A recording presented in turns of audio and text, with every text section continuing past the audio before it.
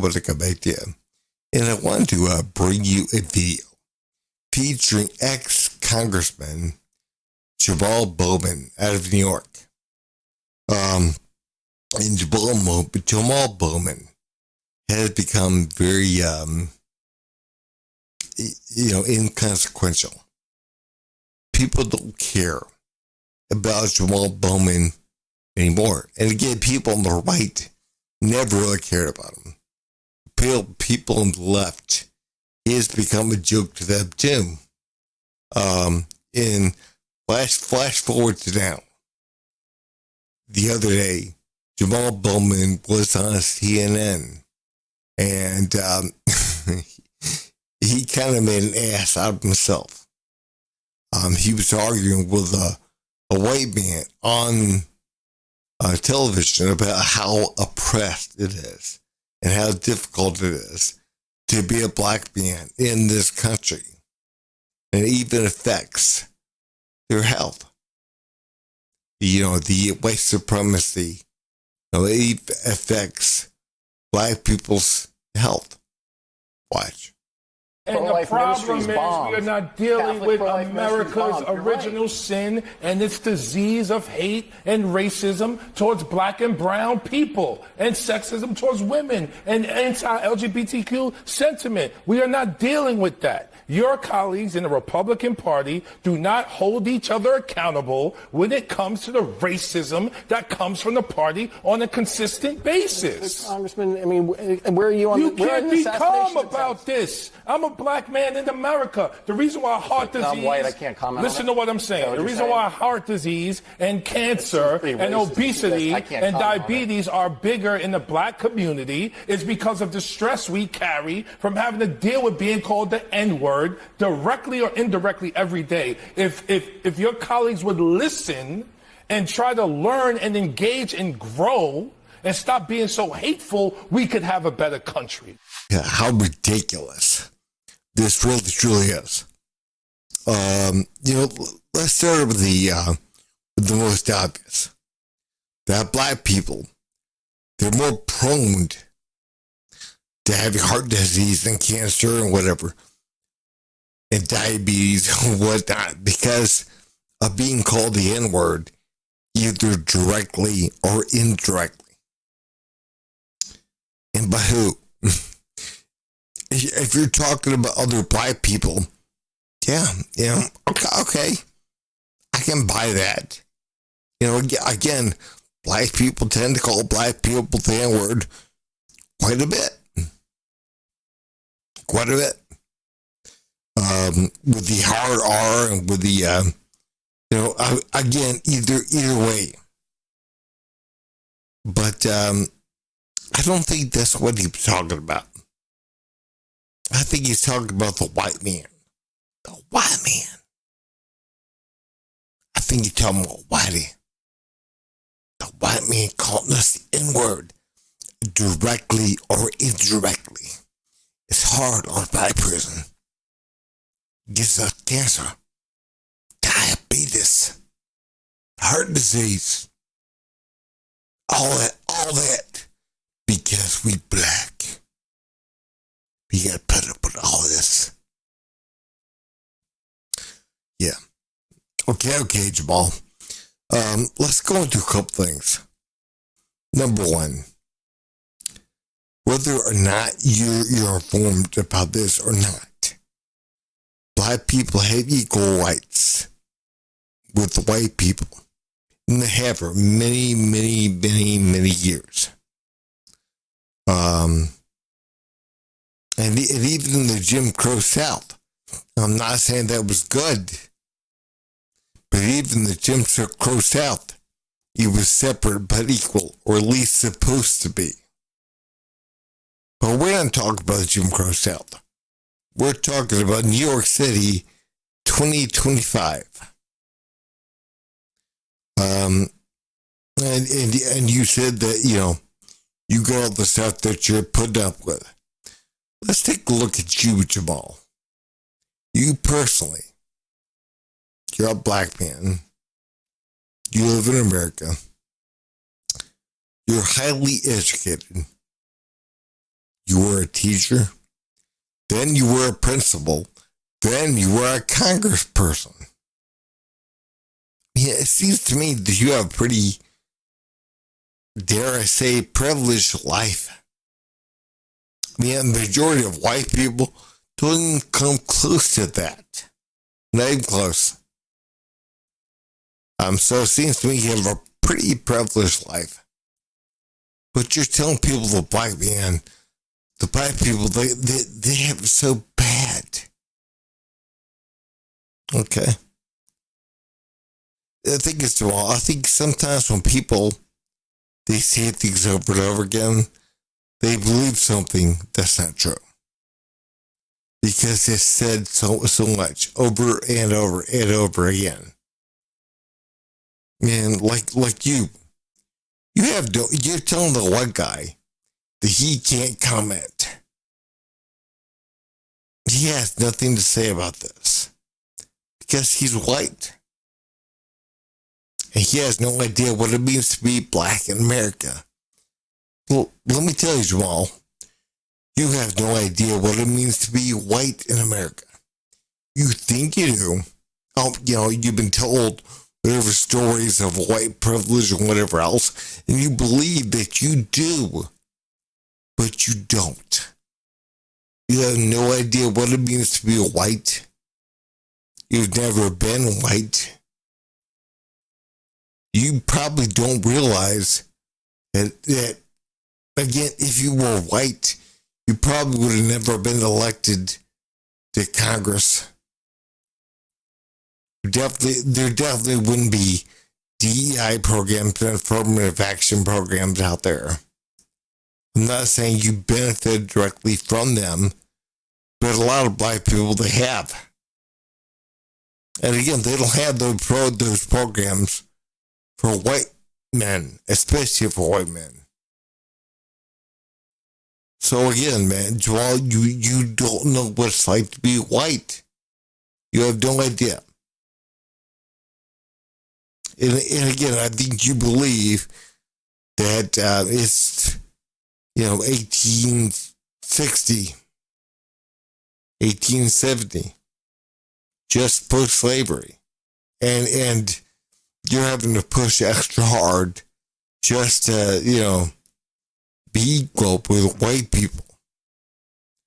Right now, white folks will bend over backwards to give you whatever you want because they don't want to be seen as being racist.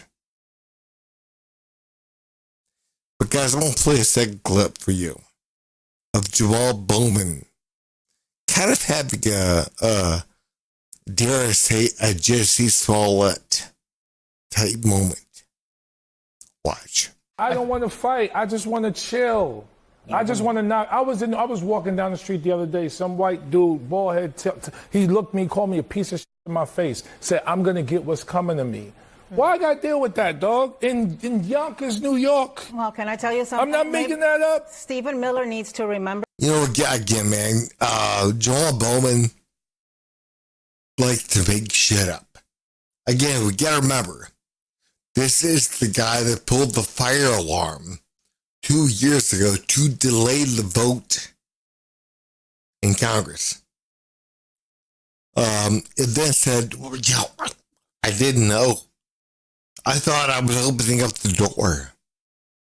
I was just trying to leave. Let a black man leave. Again, you only question me because I'm black. Question that white guy. Why did he, turn the knob? How did he know that knob was going to open that door? What can we say? How did you know this? Because again, there could have been white supremacy, white privilege. They knew that door was going to open if they did this or that or whatever because of their white privilege. And I don't have white privilege. So I was just a poor black man trying to figure out how to open that door. I couldn't figure it out. Help a brother out.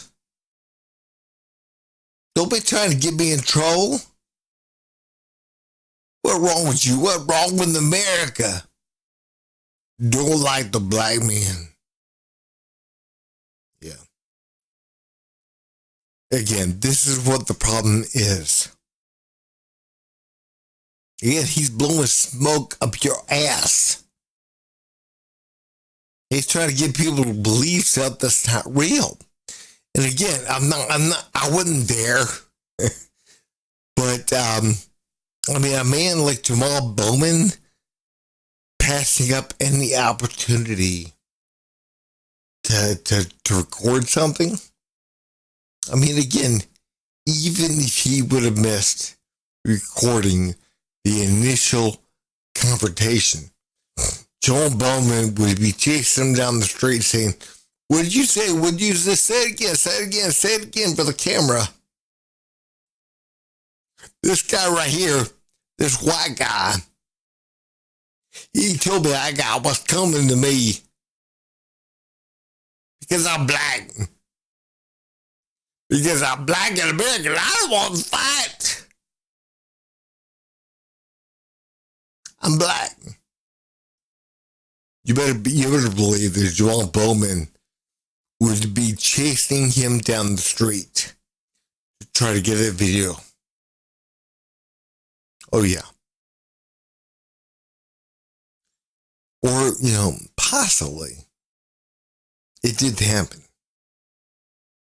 I mean, quite possibly. I mean, just maybe he's making it up. I mean, there's a thought. And again, coming from his track record. And again, coming from Democrats' track record. Black Democrats' track record. Again, Jesse Smollett, Bubba Wallace. Making shit up. To make it sound better, to make it look better, to make it go along with their narrative. It's really disturbing. And again, look at Jamal Bowman himself saying that, I thought pulling the fire alarm would open the door. Yeah.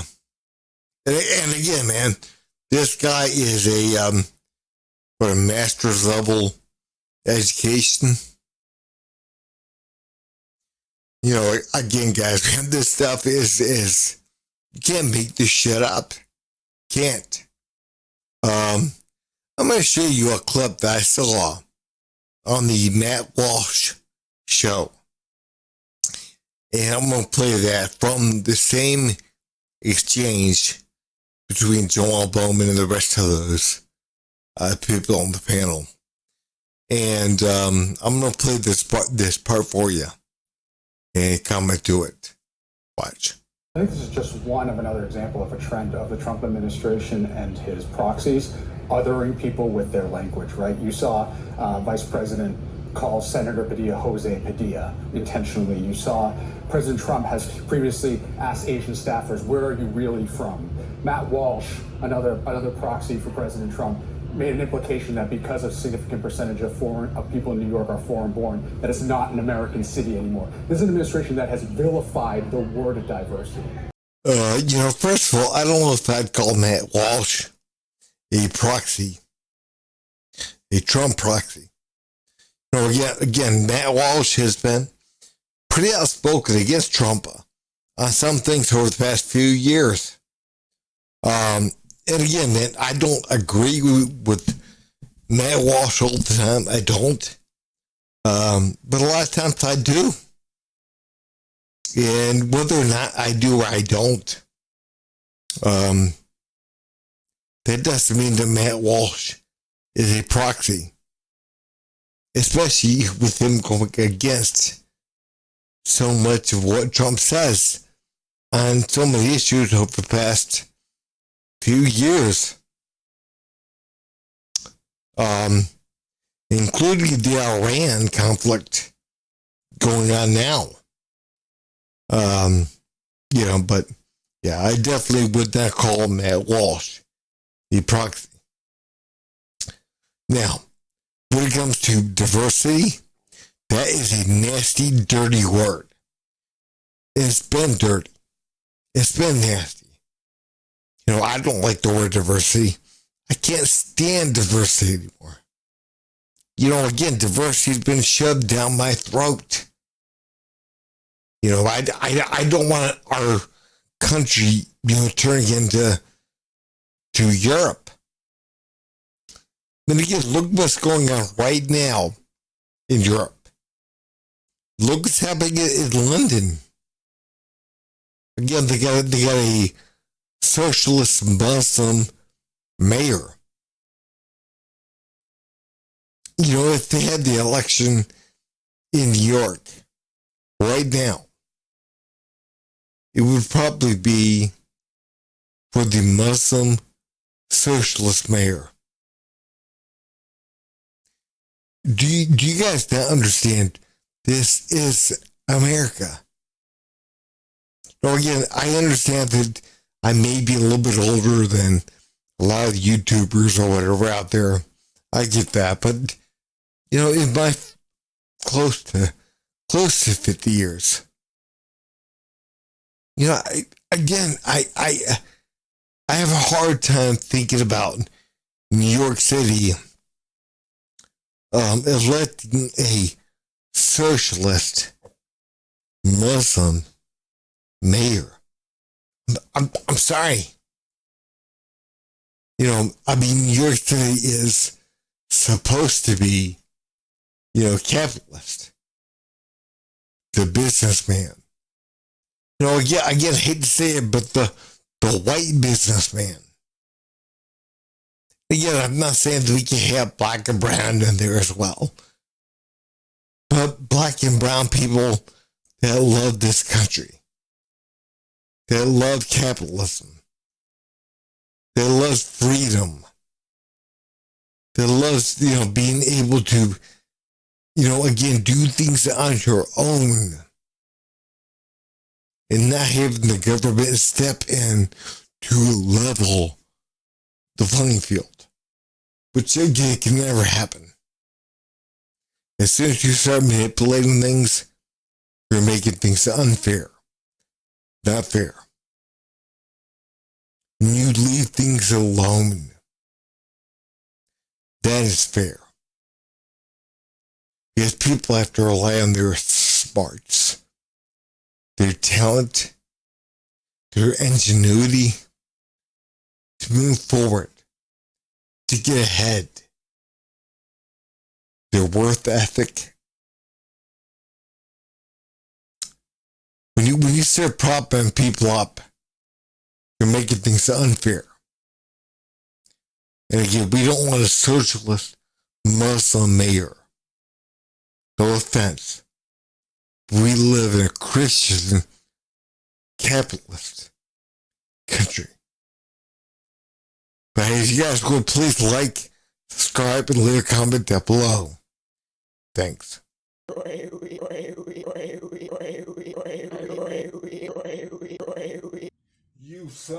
You son of a